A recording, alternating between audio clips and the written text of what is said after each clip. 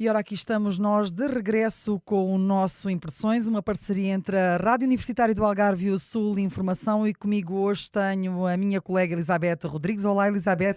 Olá, Sónia. Bem-vinda a este regresso do Impressões. Obrigada e também uma saudação a todos os nossos ouvintes, não é? Que já há algum tempo não estávamos com eles. É verdade. E o nosso convidado de hoje é o excelentíssimo reitor da Universidade do Algarve, Paulo Águas. Muito bem-vindo a este Impressões. Enfim, agradeço o convite e é um prazer imenso estar hoje aqui convosco e com os ouvintes, naturalmente. Senhor reitor, a UALG pôs em ação o seu plano de contingência mesmo antes da declaração do estado de emergência em Portugal. As aulas presenciais foram interrompidas e o ensino passou a ser feito online. Como é que correu toda a adaptação a esta nova realidade? Correu, na minha opinião, francamente bem. Era algo que nós não estávamos à espera. Umas semanas antes alguém me dizia: bom, isso possivelmente teremos que passar para ensino à distância, e eu dizia: não estou a ver como. Acontece é que quando houve necessidade de o fazer, nós fizemos com sucesso. Muito trabalho dos serviços de informática, e nós às vezes não damos conta do que temos. Não é? E demos conta, aprendemos muito, e depois uma enorme disponibilidade dos estudantes. Sem os estudantes isto não seria possível, e também dos professores. Fizemos muita formação e bom, o que é certo é que não estou a dizer que tudo corre na perfeição, mas também quando temos ensino presencial, temos aqui e acolá, num universo de 8.000 estudantes, às vezes algumas insatisfações, é natural, que são mínimas, essas insatisfações, em termos globais, não aumentaram durante este período. E que problemas houve e como é que a Universidade os ultrapassou? Repare, os problemas que nós tivemos aqui mais dificuldade e que, em alguns casos, a resposta não foi tão imediata quanto nós gostaríamos, porque não tínhamos possibilidade.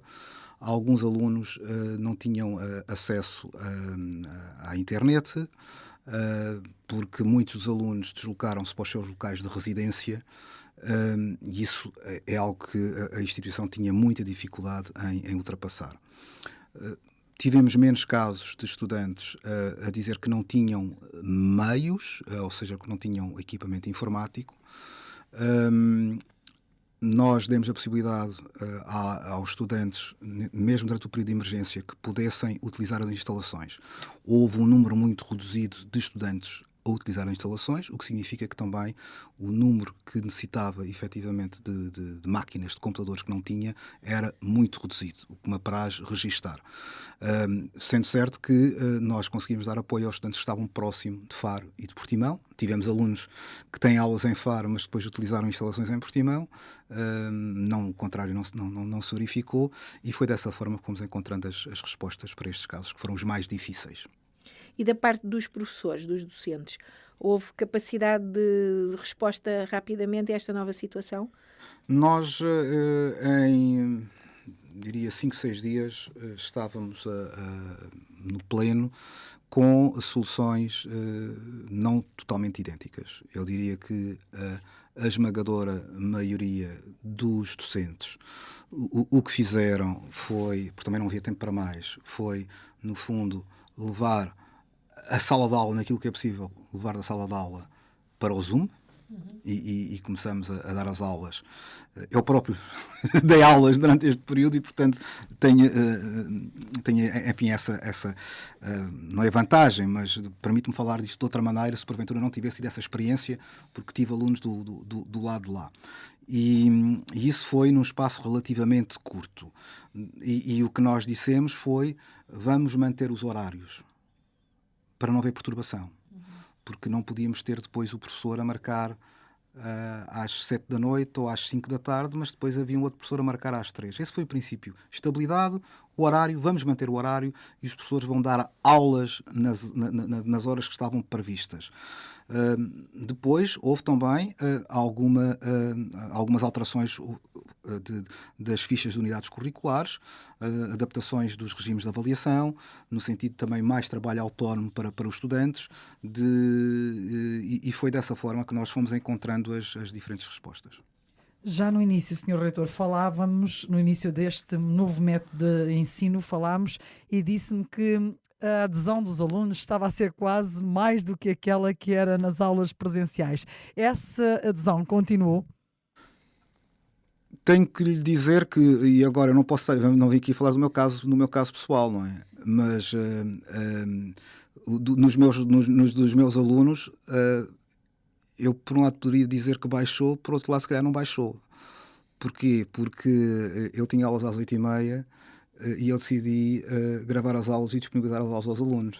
E portanto, se é certo que nas primeiras aulas logo tive mais alunos, depois comecei a ter menos alunos às 8h30, mas depois tinha visualizações da aula, e o que eu posso dizer é que, enfim, isso fico muito satisfeito e não quero falar mais de mim, é que a 20 e poucos de março fizemos o primeiro teste como estava previsto, já num contexto de ensino à distância, e estiveram presentes 74 estudantes, de um universo de 80, e que não tem a ver com a pandemia, porque nós pelo Moodle sabemos há quantos dias é que os alunos não estavam a frequentar, e há alunos que se matriculam e por variedíssimas razões não têm a oportunidade de acompanhar a unidade curricular. A semana passada fizemos o segundo teste, 74 estudantes com a particularidade de serem exatamente os mesmos. Portanto, fiquei muito feliz porque não perdi ninguém. Agora, às 8h30, começaram a estar menos a partir de determinada altura, mas eles tinham a gravação, e o número de visualizações, agora eu não sei se era o mesmo estudante que fez as 40 visualizações, acho que não. Acho que 40 visualizações extra correspondiam a um número também próximo de estudantes. E por isso, nesse aspecto, os níveis de participação dos estudantes não diminuíram, mas acima de tudo o que importa aqui é o processo de ensino-aprendizagem, e nós estamos num sistema em que também procuramos muito o ensino autónomo, e mesmo nós no ensino presencial, nas unidades curriculares em que não é obrigatório a presença, nós não temos assiduidades de 100%, nós sabemos disso, não é? Uma das coisas que a Universidade começou a fazer desde logo foi criar várias formas de apoio aos estudantes. O que é que foi criado e a que tipo de estudantes é que se dirigiu mais? Olha, nós tivemos, como sabe, a partir do dia... Nós interrompemos o ensino presencial no dia 13, dia 12 ou dia 13 de março, foi uma quinta-feira, 12 de março. Depois, no dia 16, entrou em vigor a suspensão das atividades presenciais, letivas e não letivas, nas instituições de ensino superior, não é? Com a entrada do estado de emergência. Nós tivemos aqui várias situações. Tivemos muitos alunos que foram para as suas casas, mas no mês de março ainda tivemos cerca de 100 e poucos alunos nas nossas residências, que têm capacidade para cerca de 500 estudantes. E nós, não tendo as cantinas a funcionar e os bares, nós, através da Justiça e Ação Social, fornecemos alimentos a esses estudantes para eles poderem confeccionar, e correu muito bem. Demos depois que foram criadas linhas de apoio psicológico aos estudantes, foi dada essa informação. Eu não tenho os números exatos, mas houve um aumento da utilização desses serviços, porque de facto o momento não é bom. E já agora, se me permitem, podem perguntar, então, e a experiência de ensino à distância neste caso ou neste contexto foi muito boa? Teve que ser, quer dizer, desejavelmente não será para repetir. Nós queremos ensino presencial. Voltando ainda aos estudantes, tivemos depois, recentemente, o Governo também fez algumas alterações, nomeadamente estendendo os prazos para os apoios sociais. Os alunos ainda se podem candidatar à ação social e estender o período. No nosso caso, nós criamos um fundo de apoio, chamado Covid, em que conseguimos angariar uma verba na ordem dos 32 mil euros e que atribuímos a cerca de 90 estudantes. Isso foi um fundo que foi aberto a donativos Exatamente. de pessoas e de entidades, não é? Nós entendemos que não devíamos solicitar o apoio à sociedade em geral, porque é uma obrigação do Estado apoiar os estudantes através da ação social. Agora nós temos consciência que há limitações, que isso não abrange todos, que os recursos são limitados e entendemos que, sem obrigar ninguém, podíamos e devíamos fazer um apelo à comunidade académica. Não ficou totalmente fechado, mas o apelo foi à comunidade académica e também, numa fase posterior, divulgamos a outras entidades, se porventura quisessem divulgar, porque, repare, há um conjunto muito alargado de pessoas na região do Algarve que têm ligações com a Universidade do Algarve, que já foram alunos, conhecem, têm familiares a trabalhar e isso permitiu-nos angariar por essa via cerca de 17 mil euros em donativos. Uhum. E esses apoios foram dados sobretudo a que tipo de estudantes, de alunos? Nacionais, estrangeiros? Foram aos dois tipos, com uma maior predominância de estudantes internacionais, o que é perfeitamente natural, na medida em que esses estudantes não têm apoio da ação social. Ou seja, no fundo, aqui o racional é o seguinte, do nosso governo, é isso que a nossa sociedade também aceita, é que a ação social apenas abrange os estudantes nacionais. O que é que está subjacente a isso? É que a ação social é financiada por impostos dos residentes em Portugal e não devem ser utilizados para... Eu agora não me pergunto se tenho, acho que não é relevante qual é a minha opinião em relação a esta matéria, mas é assim que está determinado. E os estudantes internacionais, e nós temos um número muito elevado de estudantes internacionais da América do Sul, foram fortemente afetados e portanto, nós entendemos que não fazia sentido excluir os estudantes deste apoio. Repare, dizer que nós também temos um outro apoio, um fundo de apoio social que tinha sido distribuído a cerca de 20 e tal estudantes um mês antes da pandemia, e esse aí era só dirigido a estudantes nacionais. Agora, nós neste caso entendemos que devíamos abranger também os estudantes internacionais e eles tiveram em maioria o que é respeitável. E provavelmente alguns deles até tinham dificuldade, mesmo que quisessem voltar para casa, para os seus países de origem, não é? Sim, tivemos algumas situações, sendo que este apoio, repare, é assim, é óbvio que todo o apoio é bem-vindo, nós temos consciência das limitações, os recursos que temos, e foi no sentido de dar um sinal aos estudantes de que eles e um incentivo para permanecerem, porque este apoio foi utilizado exclusivamente para o pagamento de propinas ou para o pagamento de alojamento nas nossas residências. Pois, isso era uma informação que eu tinha, precisamente, que os alunos que receberam, os estrangeiros, nomeadamente, que receberam do fundo de emergência, que agora têm que usar para pagar o alojamento, mesmo em alguns casos, alguns que não estiveram cá durante algum tempo, não é? Vamos lá ver. A questão é a seguinte, não será bem assim, porque nós o alojamento, os alunos que saíram e depois nós pedimos aos alunos se não queriam voltar, os alunos deixaram de pagar o alojamento. E, portanto, aí pode haver algum estudante que esteja mal informado, não é? Porque os estudantes, quando abandonaram, quando saíram da residência, nós dissemos que a partir do 15 de março já não havia lugar ao pagamento da residência. Depois, umas semanas mais tarde, comunicamos, as coisas foram estabilizando, querem voltar, não querem voltar, se não querem voltar, têm que nos permitir que, caso haja necessidade, possamos utilizar os alojamentos. Agora, se não nos permitirem que utilizem o vosso alojamento, mesmo não estando cá, então têm que manter a obrigação de pagar o valor desse mesmo alojamento. Porque nós temos algumas solicitações, inclusive nós apoiamos, como sabe, eu julgo que isso foi divulgado, alguns estudantes de medicina que estavam no apoio da linha da SN 24 e depois necessitaram de alojamento e nós precisámos também de camas para estudantes. Um número reduzido, mas foi isso que aconteceu.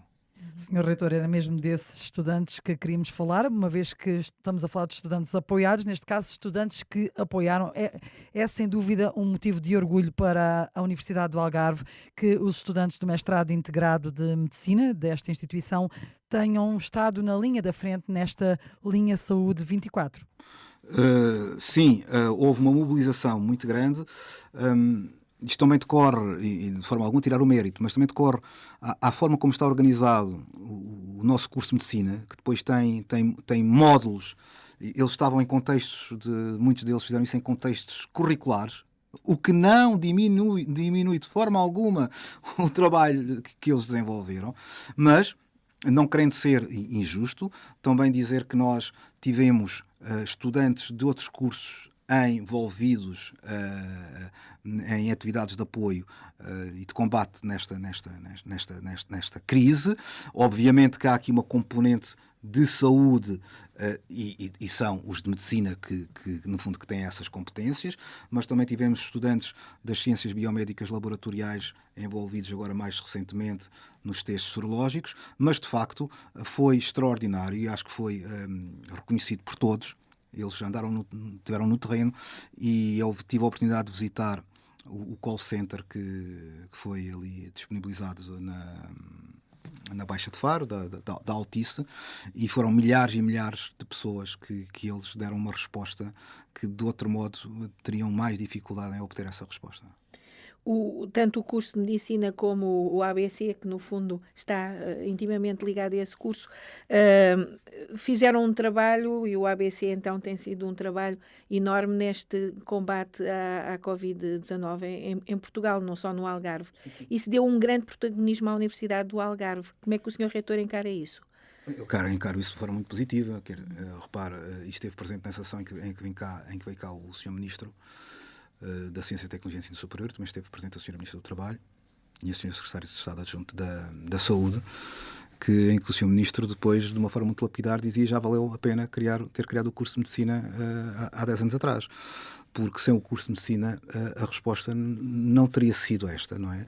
E é por termos o curso de Medicina, podemos dizer, bom, de certa forma, isto não é brincar com coisas sérias, mas parece que estamos à espera disto, não é? E fomos construindo. E isto tudo convergiu, porque foi também há cerca de 3 anos que o Sr. Ministro da Ciência, Tecnologia e Ensino Superior e o Sr. Ministro da Saúde, na altura o professor Adalberto, criaram os consórcios dos centros académicos clínicos, ligando as universidades aos centros hospitalares mais próximos.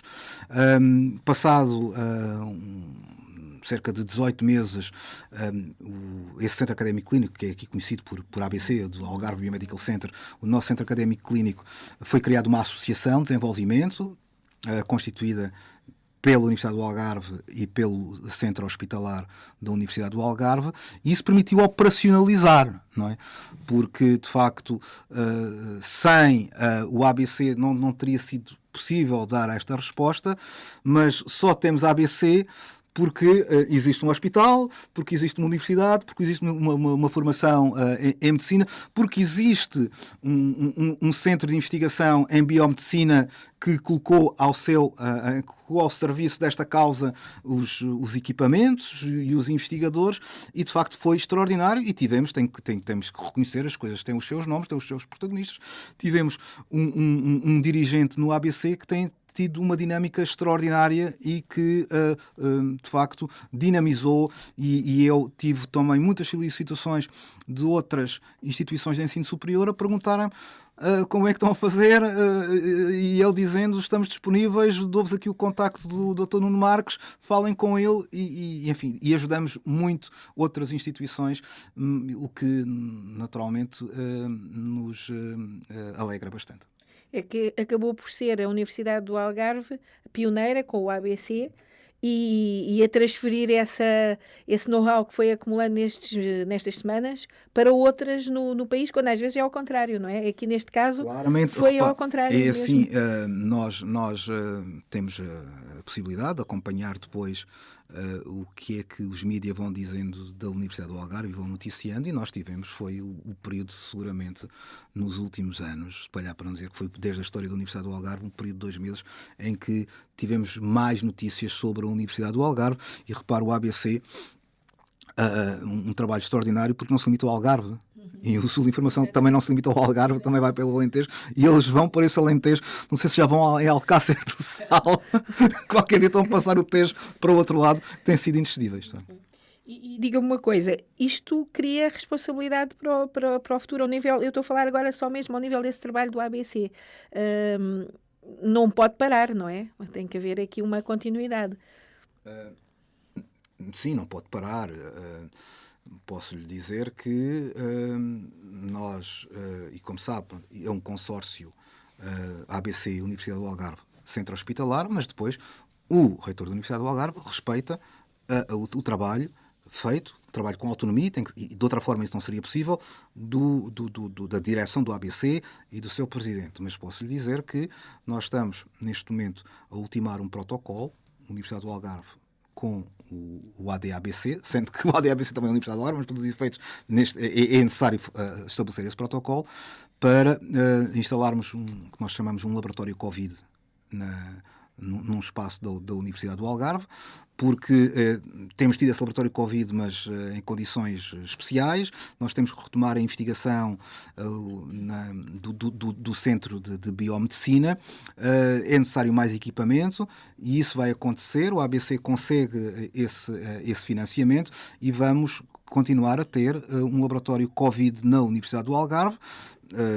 E não lhe vou agora colocar nenhum prazo de validade, mas sim, é uma responsabilidade e não vamos parar. O que temos também que retomar é alguma normalidade, o que já vem vindo a ser feito. De certeza que já estão a preparar o regresso do próximo ano letivo, uma vez que agora já estamos em época de exames, o ano letivo já terminou. Como é que a Universidade do Algarve está a pensar regressar em setembro ou em outubro? Presencial ou online, Sr. Reitor? Exatamente. Será um regresso presencial. Sendo que nós temos todos que reconhecer que vivemos num contexto de uma profunda incerteza. Mas o que é que nós estamos a procurar, a fazer, e o que já foi feito, é, como disse bem, nós terminamos as aulas. A nossa preocupação foi dar estabilidade aos estudantes, e os estudantes que têm que terminar os cursos têm que terminar. Não será fácil agora o ingresso no mercado de trabalho, mas tinham que terminar, nós não podíamos reter os estudantes, e nós tínhamos também dar a oportunidade aos estudantes de fazer a transição para o próximo ano letivo, e assim foi feito. Nós identificamos um conjunto sendo certo também, repare, nós somos das instituições em Portugal que começamos mais cedo o segundo semestre. Não é agora aqui a fazer campeonatos, mas há instituições que têm paragens entre o primeiro e o segundo semestre, e quando eu falo paragens, é paragens entre os exames, porque os estudantes fazem a matrícula às unidades curriculares do segundo semestre após o primeiro semestre. Nós não somos caso único, mas estamos no lote das instituições em que os alunos fazem a inscrição anual e que numa sexta ou num sábado, neste caso de última sexta ou no último sábado de mês de janeiro, tivemos o último exame, na primeira segunda-feira de fevereiro estávamos em aulas. Houve instituições que só começaram as aulas na segunda quinzena de fevereiro, e não há mal nenhum nisso, é a forma como estão organizados. E, portanto, nós tínhamos quase metade do semestre realizado. Agora, houve aqui, não há que escamotear isso, houve aqui alguma perturbação, em particular no ensino mais laboratorial. O que é que nós decidimos? Nós decidimos que devíamos tentar suprir da melhor forma possível essa dificuldade. Os alunos estão a terminar as suas unidades curriculares, vão avançar para o próximo ano e outros vão terminar. Agora, nós identificamos qualquer coisa como 500 horas que estão divididas por cerca de 30% dos nossos cursos. Nós temos 40 e poucos cursos de licenciatura. 44, se nós estamos a falar dos que vão ao Concurso Nacional de Acesso. Depois, obviamente, há ali cursos que têm mais de um código de acesso, mas vamos pôr em 40. E temos 14 cursos em que estão identificadas atividades laboratoriais que irão ser realizadas presencialmente em setembro. Então, o que nós fizemos foi, considerando que os alunos no próximo ano irão chegar mais tarde à universidade, porque o Concurso Nacional de Acesso atrasou, nós vamos aproveitar setembro para práticas laboratoriais e não vamos agora adiar ou atrasar o final do ano letivo. Portanto, é para terminar 26 de maio, vamos terminar a 26 de maio, vamos fazer isso. Podem me perguntar, os alunos vão ser avaliados, isso vai contar... Nós não podemos estar só com esse tipo de preocupação. Tem que haver aqui consciência de que o aluno que não assistir a estas práticas, não realizar estas práticas laboratoriais, ele vai ter mais dificuldades no prosseguimento de estudos. Atenção, eu não estou a dizer isto de uma forma de penalizar o estudante, mas aquilo é para o estudante. E, portanto, nós em setembro temos cerca de 500 horas identificadas. Atenção, isto é na ótica dos estudantes. Não há nenhum estudante que vai ter 500 horas. Há estudantes que vão ter 7, 8 horas. Há estudantes que vão ter cerca de 50 horas. Artes visuais vai ter muitas horas, como deve calcular, não é? Esses vão estar totalmente quase preenchidos aquelas 3 semanas de setembro. Na ótica do professor será mais. Porquê? Porque nós vamos ter desdobramentos. Há grupos que são maiores e vão desdobrados. Vamos ter alguns milhares de horas de aulas em setembro, antes de regressarmos no dia 6 de outubro. Nós, no dia 6 de outubro, estamos a planear regressar no presencial. Agora, há muita incerteza. Nós, inclusivamente, amanhã vamos ter uma reunião com os senhores diretores de unidades orgânicas, com os senhores presidentes dos pedagógicos e dos conselhos técnico-científicos, para definir aqui um conjunto de orientações, mas essas orientações assentam no presencial e com a possibilidade de transmissão da aula remotamente. Isto porquê? Porque há alguma incerteza relativamente à capacidade das salas, e aí eu não lhe sei dizer qual vai ser a capacidade das salas. O que eu lhe vou dizer é que nós vamos cumprir as recomendações da Direção-Geral de Saúde, e não sabemos se as salas podem ter 70%, 50% ou 30%, mas nós admitimos que possivelmente algumas salas não terão capacidade para receber todos os estudantes.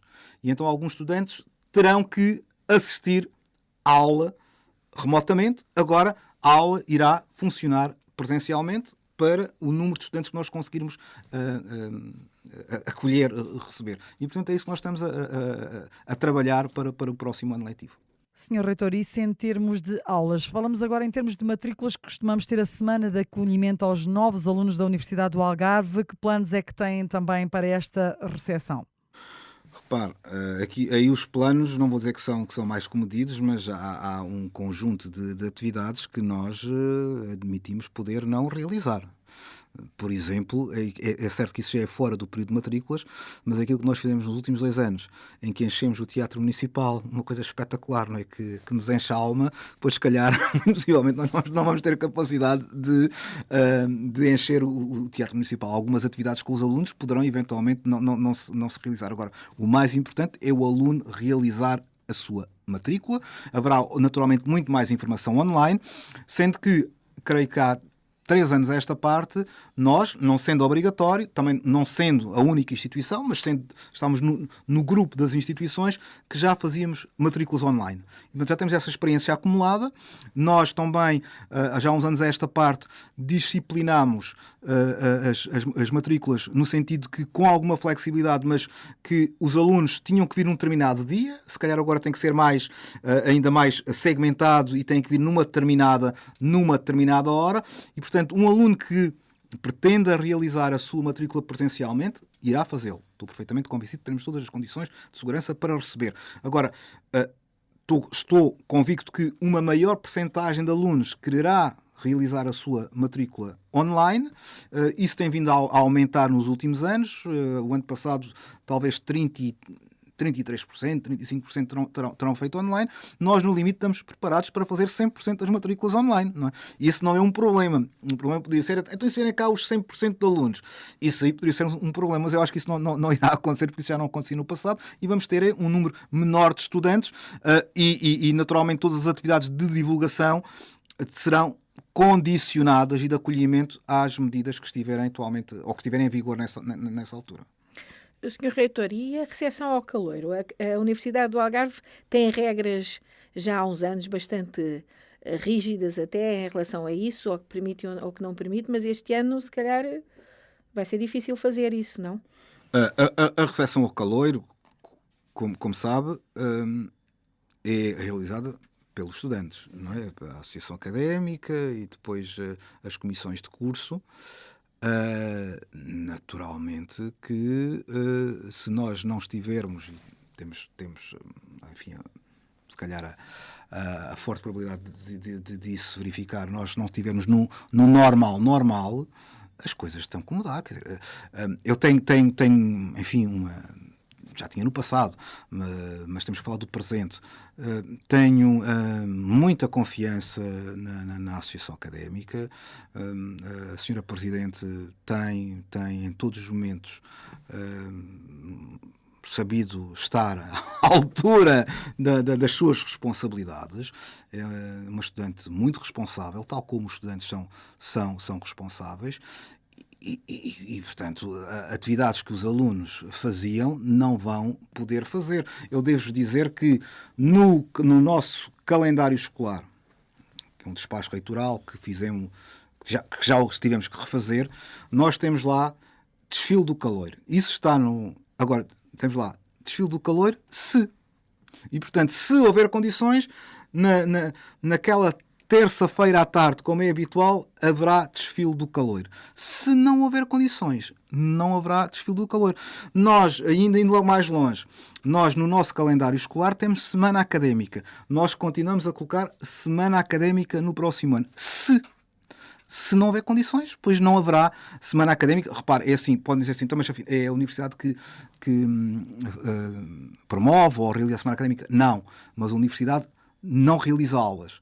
E este ano, por exemplo, nós realizamos aulas na semana académica até para fazer algumas recuperações. No próximo ano, se isso acontecer, mesmo estando em presencial, será utilizada essa semana para desenvolver atividades presenciais e não iremos interromper porque não há condições para a realização da semana académica. Senhor Reitor, mas já com os olhos postos num futuro mais próximo, o ALG está de regresso com os seus cursos de verão online e também com uma feira, uma iniciativa nova. Fala-nos um pouquinho sobre isto.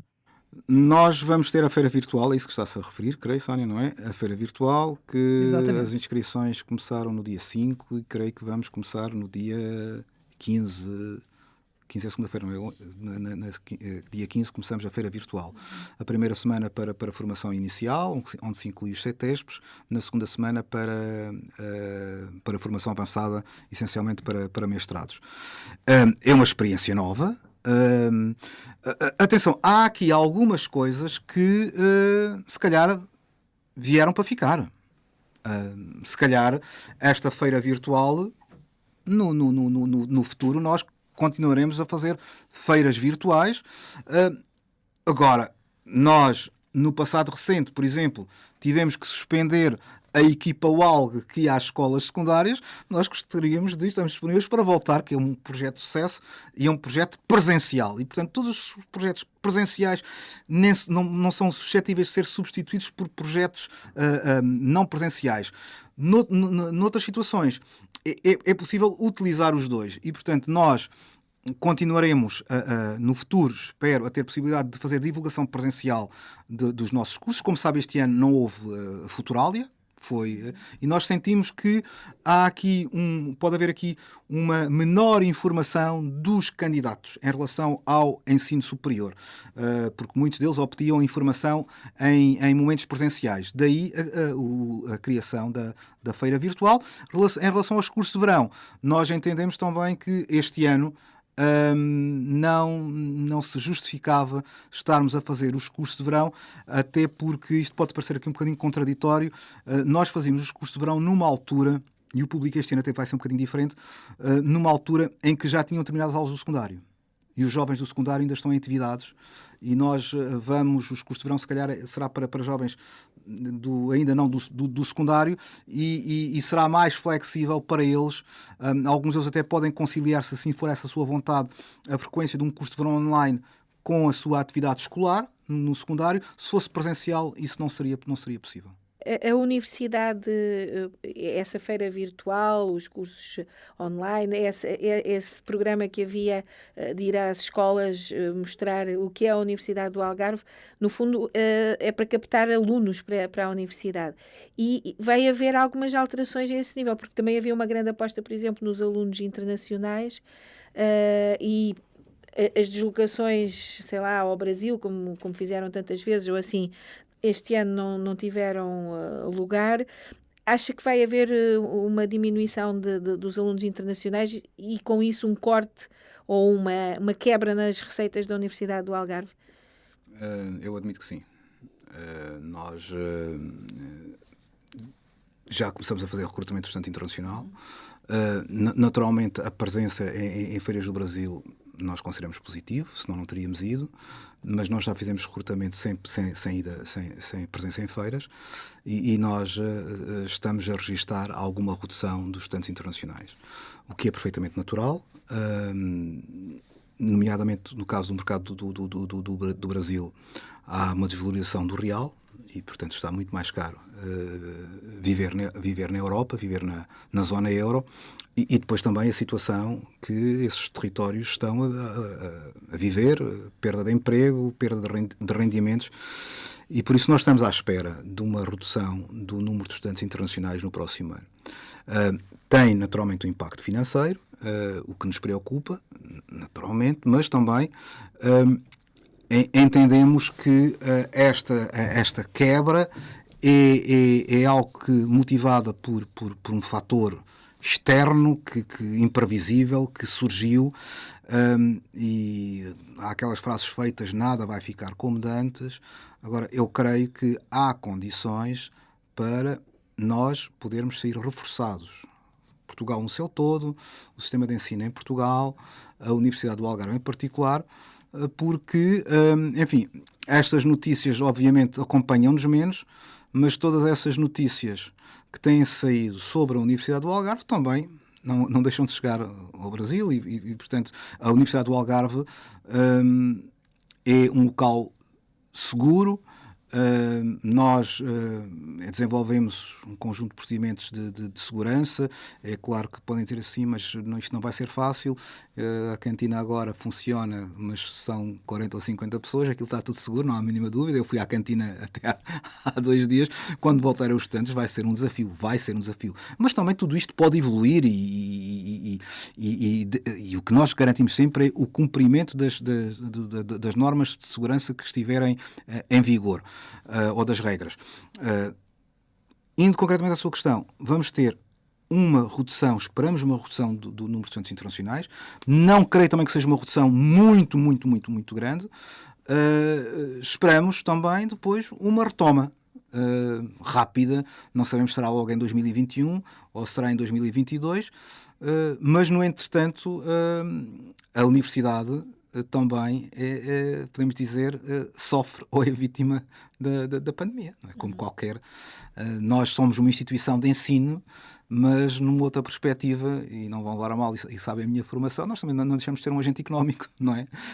E temos as nossas contas para pagar, e precisamos de ter receita. Uma parte dessa receita vem do Orçamento de Estado, que são cerca de 2/3, depois o outro 1/3, ou é projetos competitivos ou é propinas, e nós neste momento estamos a registrar alguma redução de propinas, não só dos estudantes internacionais, mas também dos estudantes nacionais, como é óbvio. E a universidade até já tinha isso em preparação, mas agora até no fundo surge na hora certa que vai lançar um site dedicado à internacionalização, não é? Ou já lançou. No fundo um site que promove o Algarve como destino de estudo. Isso também pode dar uma ajuda depois nessa retoma, não é? Sim, o que nós sentimos é que era necessário dar esse passo. Alargar, nós nunca deixamos de falar do Algarve, mas passamos a falar mais do Algarve. Porque o estudante não vem cá para passar férias, mas o estudante deve ir para um local que seja aprazível, que seja um local, acima de tudo, seguro, um local com qualidade de vida, e nós acho que temos dado provas, e isso tem sido reconhecido internacionalmente. Somos um país que hoje tem níveis de organização, níveis de planeamento, níveis de tranquilidade, que de facto estão nos patamares mais elevados a nível mundial, e portanto nós temos que divulgar isso, e é algo que no fundo nós estamos a oferecer às pessoas. Isto é uma oferta que nós estamos a possibilitar a essas pessoas. Sr. Reitor, e os precários? Já está essa situação resolvida ou prestes a ser resolvida na Sim, totalidade? o mandato não tem sido fácil, não é? Olha, enfim, nós temos... eu admito que até 1 de julho possa estar tudo. Eu não consultei, isso depois é público. Há um site do Prefpap que vai colocando lá os procedimentos, mas já estão todos, ou seja, cerca de 2/3 já estão. Isto foi feito por fases.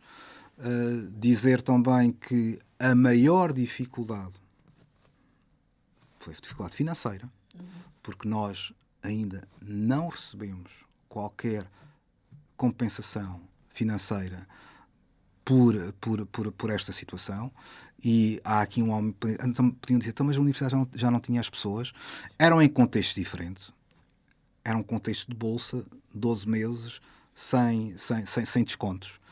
Podem dizer assim, mas isso não era uma ilegalidade. Não era uma ilegalidade, era o que estava em vigor. Quer dizer, a universidade cumpriu a lei e, entretanto, a lei mudou, identificou este grupo como um grupo de precários que tinham que ser regularizados. A universidade está a regularizar e, portanto, 2/3 já estão regularizados. O último terço, não há nenhuma pessoa neste momento, todas as pessoas já entregaram os seus currículos, que nós depois temos que criar os concursos em função também dos perfis das pessoas. Isso está tudo identificado e creio que em 1 de julho os precários estão todos regularizados, como também do emprego científico. Esse foi um dossiê, diria até... Também não estou a dizer que não tinha sido complexo, porque são situações novas, depois não sabemos muito bem quais são as regras, mas a universidade fez cerca de 40 e tal contratos com investigadores. A situação também se alterou agora com os contratos de investigação. Tem que contratar um investigador, não tem que contratar bolseiros. A universidade neste momento tem 80 investigadores, e quando estou a falar de 80 investigadores, tem 80 investigadores com contrato de trabalho. Algo que não existia há uns anos atrás, fruto de alterações legislativas, mas que cumprimos. E tínhamos que cumprir. E com satisfação podemos dizer que cumprimos. Senhor Reitor, acho que para terminar, em relação a todo este ano letivo, a todas estas mudanças, à opinião do Governo das aulas presenciais, ao desagrado dos alunos em relação às propinas, que balanço é que faz de toda esta situação no momento atual, nomeadamente relativamente ao ensino superior?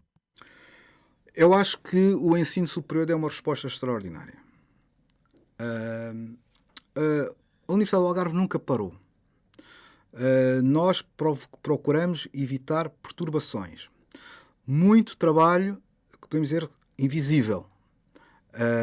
Os serviços de recursos humanos trataram de tudo, os serviços técnicos trataram de tudo, os serviços de informática trataram de tudo. O meu despacho não parou.